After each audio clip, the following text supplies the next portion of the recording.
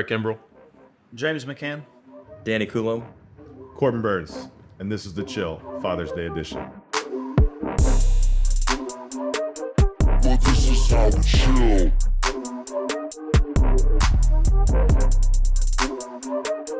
But this is how we chill.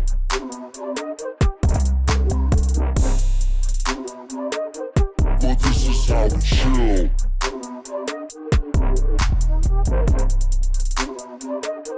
But this is how we chill.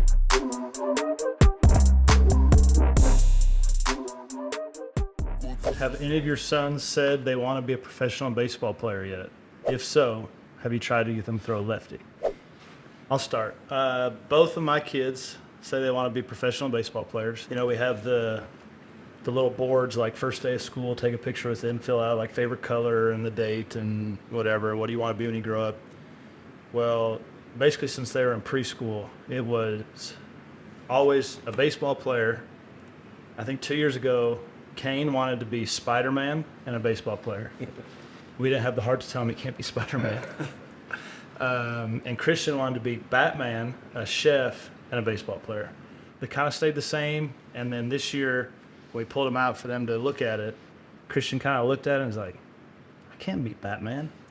So they finally figured out they can be Batman and Spider-Man, but they still want to be professional baseball players. They almost act like baseball's not even a sport. If you ask them their favorite sport, usually they'll say football or basketball.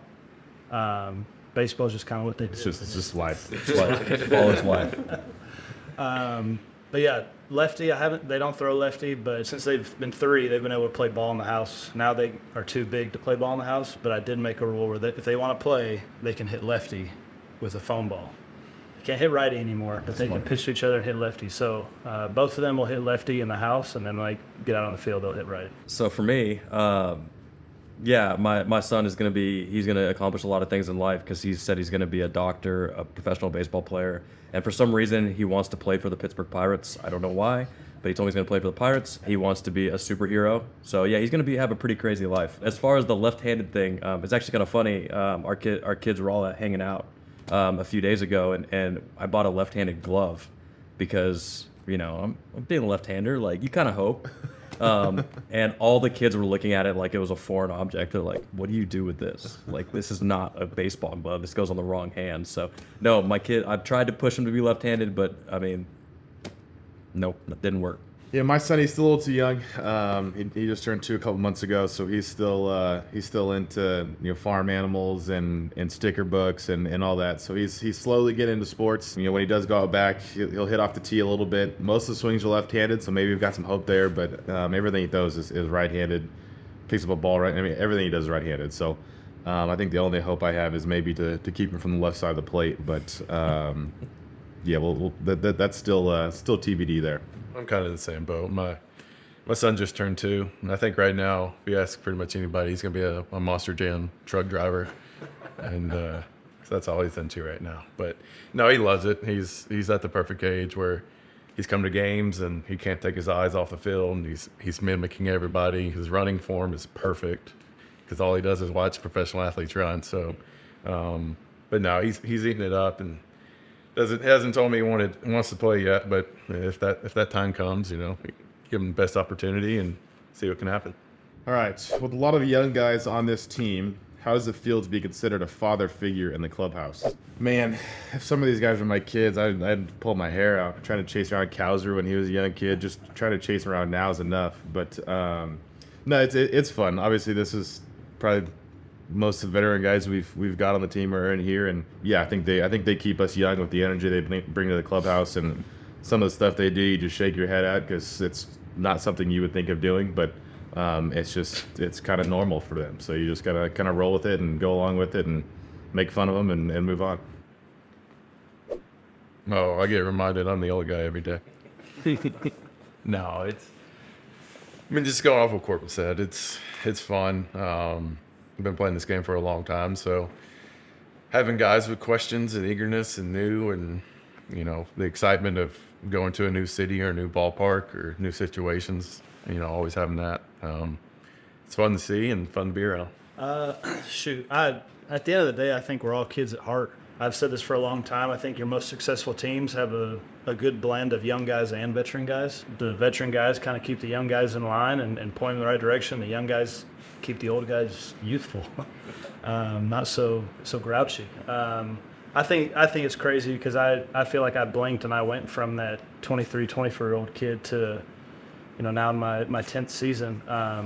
It happens fast, and I treasure every year, every day, and I hope that 10 years from now, when the guys that are in our clubhouse that are 23, 24 look back on us as veterans and say, man, I want to take what they did and be that way for their teams and their veterans. Yeah, you try to avoid the guy that's like, oh, back in my day, but we all debuted 10 years ago. You were in 17, 16? 18. Yeah, so like I'm the young guy. Yeah, you're the young guy here. But no, it's just like I remember specifically like the impact that a lot of veterans had on me when I first came up, just teaching me honestly how to be a big league player. I can remember the JP Howells guys in the bullpen that just like kind of took me under their wing and said, hey, like, don't do this, and I think especially as men want guidance and men want to be led in that way. And I think that like this is such a good group of young players that like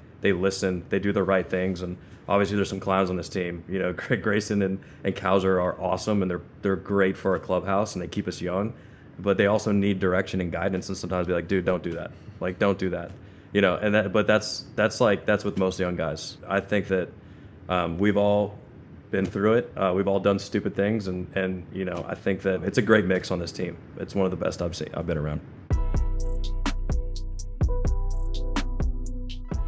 Embarrassing stories. Yeah, I do have one. So I enjoy to fish. My daughter really enjoys to fish. It's kind of like me and her hobby. And last spring training, kind of a drier winter, so all the ponds were kind of down, and fishing was tough. And we went to dinner with one of my friends. The first question he asked was, "Lydia, you and Daddy been fishing?"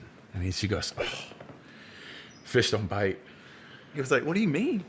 And I was like, "Well, I've been taking her fishing. We hadn't caught a fish, and so the fishes aren't biting. So we hadn't caught one all spring training, and of course, she has to throw me under the bus and say that I'm not a very good fish guide, and she needs somebody else to take her fishing." And I think that's what she was doing at dinner. Was like asking my friend Mike if he would take her fishing because I wasn't doing the job. That's pretty embarrassing in the moment because I knew exactly what she meant. Even though she was sweet and she was nice about it, kids will tell you how it is. Yeah, we walked into a bathroom once at a restaurant, and like Theo's like, "I think somebody's pooping in there." And you're just like, Yep. yeah. And the guy sitting in the stall probably like, wow, this is embarrassing. So yeah, they say the darndest things, don't they? It's like a couple years ago, I was with the Mets, and it was just us in the car, so there wasn't other people around. But I was actually on the injured list at the time, so we had an off day. I had to go in for treatment, so I brought the boys with me and let them go swimming in the hot tub and whatever else that they did in there. As we're leaving, there's no one there. It was just me and the trainer. As we're leaving, I forget who said what, but one of them said, "Are you going to sign autographs today?" I was like, "No, there's not any fans here." And they're like, "Well, why do you sign autographs anyways?" And I try to explain to them that, people collect memorabilia and blah, blah, and it gets quiet in the car. And one of them says, "Yeah, but Daddy, you're just sort of good. You're not really good. So why do they want your autograph?" And I was like, well... I don't have a banner on the stadium, so Theo always walks around and he's like, "You're like not as good as Adley and Gunner because like they have a banner. Like that makes you good. That makes them like they're like 10 stars. You're like 6 or 7." I said, "Thanks. I love you, kid." And then after... It's not wrong. They're trying to like brainstorm. They're like, "Maybe you should use Pete Alonso's bat. That bat gets homers." I was like, "You think it's the bat that does the homer, or do you think it's the player?" He's like, "The bat for sure." I think that's what I'm probably looking forward to the most is when my son, he's still a little bit young. I'll bring him in the clubhouse when I can, but coming up, we talked about guys, veteran guys that have kids running through the clubhouse, and a lot of them all have their favorite players on the team.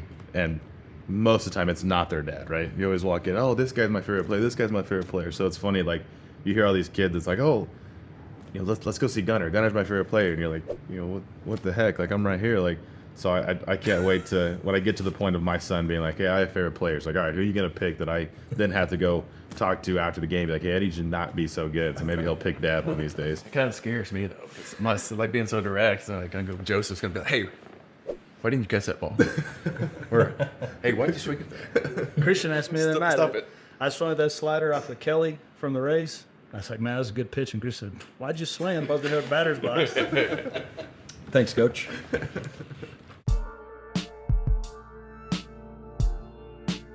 What would be your advice to any upcoming father? And I would probably say it goes fast. It goes really fast. The days are really long, but like the years are short. And I mean, we talk about it all the time, like just like enjoy the little things. Like enjoy even the hard things that come. Like, first of all, every new parent is dealing with those things, but like really just like take time just to really enjoy the time with your kids, because it flies. I mean, I can't believe my kids are 5 and 2 already. Like, it feels like just yesterday my oldest one was born. So time flies. Yeah, I would agree. I think some of the quotes that I think hit me the most are the ones that you never know when it's going to be like your kid's last time he does that certain thing. My son just being potty trained, my wife, because I think I just changed my son's last diaper. Like, now I've got more kids on the way, so I'm curious to hear how some of you guys deal with multiple kids. But for me, it's just like you don't realize how quickly they grow out of something. How something they used to do was so funny that now they don't do it anymore. So you have those memories to look back on. So like Danny said, just take every moment with a grain of salt and cherish it, and know that it might be the last time that your son or daughter might do that. But it's crazy how fast they grow up. Yeah, I mean, don't really expect anything. I mean, in our minds, we're like, you have certain things that, like, it's going to be like this, it's going to be like that, I'm going to do this, I'm going to do that, but it's really got to take it as it comes. There's so many things that you learn, things that kind of just come out of nowhere, and you have to deal with them as they come. And really, yeah, like you said, just enjoy your kids, enjoy the time. Like, as much as we're gone, like you really start learning to enjoy that time, putting your phone down, just being with them, engaging with them, being in their face, those kind of things. You enjoy them, you love them. You walk in the room and you're like, I'm going to handle whatever is thrown my way today. I think we do it in our job. It's no different than being a father. There are things that are going to come up that you don't think you can handle, but you can, and don't run away from it. Stay right there in it. It's the most enjoyable thing I've ever done. I mean, I think if you can put the effort into your children that you put into what we do, I think that's all you have to do. I think the big thing is cherishing each and every day, each and every moment. One thing I talk about for us is how many different hats we wear. We wear the ball player hat while we're here. We wear the husband hat when we go home for our wives. We wear the dad hat for our kids. I think one of the coolest things for us is, I go home and my kids are starting to understand, but for the most part, they don't care if I'm 0 for 4 or 4 for 4 or if, the team won or the team lost. I mean, they're starting to pick up on things like that, but when I go home, they just want dad. They don't want the ball player hat on. They want the dad hat on. They want me down on the floor wrestling with them and playing Legos and whatever it may be. Even if it's just sitting on the couch watching a movie. I can think of times where they want to watch a movie and we do a family movie night and I pull out my phone to do something and, hey, put your phone away. We're watching a movie. It's like, yeah, you're right. I need to, be all in on this. I just think about, I wish I could go back to when they were 2 and 3 and the memories I have from then. But you can't do that. So you cherish each and every moment, and something that I would say is take as many photos and videos as you can. I'm not a big take pictures guy, and I go back and I wish that I had more videos. I wish I had videos of them talking more when they were 2 and 3, and be able to laugh at the words that how they used to pronounce things. There's just nothing better than being a dad. I mean, I think of like, no matter how the game went, like my wife tells me that my oldest son is waiting for me. He's always got an eye out where I walk out because he's always just waiting to see dad and run to me. And that's like, don't know how you guys feel about it. When my kids run to me after the game, like, "Daddy, Daddy!" Like, I don't know. That's one of my favorite. That is my favorite moment of the day. Kids are just such a blessing, and just really enjoy it and cherish it. Yeah, I mean, I've spent most of the year away from my wife and son because my wife's pregnant. So, just the thing I look forward to every night after the game is getting home and FaceTiming them, getting to see them both. The first thing I do after the day I pitch is I go in and my wife's already sent me a video for my son. Go, Dad, Dad! Like, it's the same video every time, but it's the first thing I look forward to doing when I get done pitching. And like I say, just being a dad is probably for me one of the biggest accomplishments that I've had in my life. When you're talking about phones, man, iPhones will get you. I'll be getting ready for a game, and I'll be like, "What is this?" I gotta go get ready. Like, But this is how we chill.